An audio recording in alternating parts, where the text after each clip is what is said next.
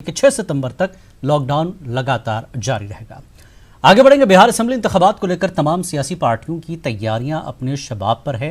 وہیں ریاست میں کورونا کو لے کر لوگوں میں دہشت کم نہیں ہوئی ہے۔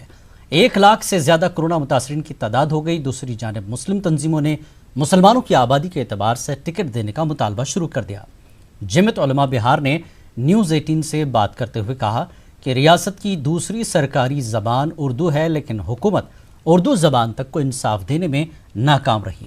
حالت یہ ہے کہ اردو کو اسکولوں کے نصاب سے نکالنے کی سازش رچی جا رہی ہے۔ جمعیت کے مطابق یہ تمام مسئلے آئندہ اسمبلی انتخابات میں اقلیتوں کے درمیان بحث کا مدعا بنیں گے۔ اقلیتوں کے مفاد میں، چاہے ان کا تعلیم ہو، چاہے روزگار ہو، چاہے لسانی مسئلہ ہو یا ان کا ریزرویشن کا مسئلہ ہو، اس پر جو فوکس دے گا، اس سے امید ہم کریں گے، اس کو ہم لوگ مدد کریں گے، اس کو ساتھ دیں گے۔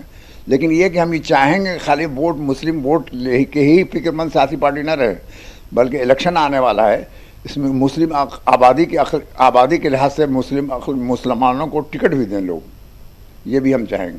اردو کا مسئلہ ہے کہ ایک زمانے میں تو ہم لوگ اردو کو الیکشن ایشو بنایا تھا، اس میں ہم لوگ کو بہت کامیابی ملی، اس میں ایسی ہمارے حزب خواہ حکومت بنی کہ اردو کو سیکنڈ لینگویج بہار میں بنایا گیا اور اردو کے بہت فروغ کا کام بہار میں ہوا۔ لیکن آہستہ آہستہ اس پر ضرب کاری ہو رہی ہے۔ حد تو یہ ہے کہ اب اردو میٹرک تک کو لازمی سبجیکٹ ہے، اس کو ختم کیا جانے والا ہے۔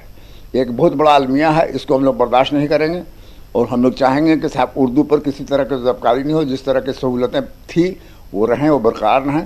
بہر صورت ملک کے، ملت کے، قوم کے مفاد میں جو بات ہوگی سوچ کر کے ہم تمام مذہبی، ہم اکیلے نہیں، سبھی مسلم تنظیموں سے مل کر کے فیصلہ کر کے ہم لوگ کام کریں گے تاکہ ایسی حکومت بنے جس سے کہ اقلیتوں کا کام ہو۔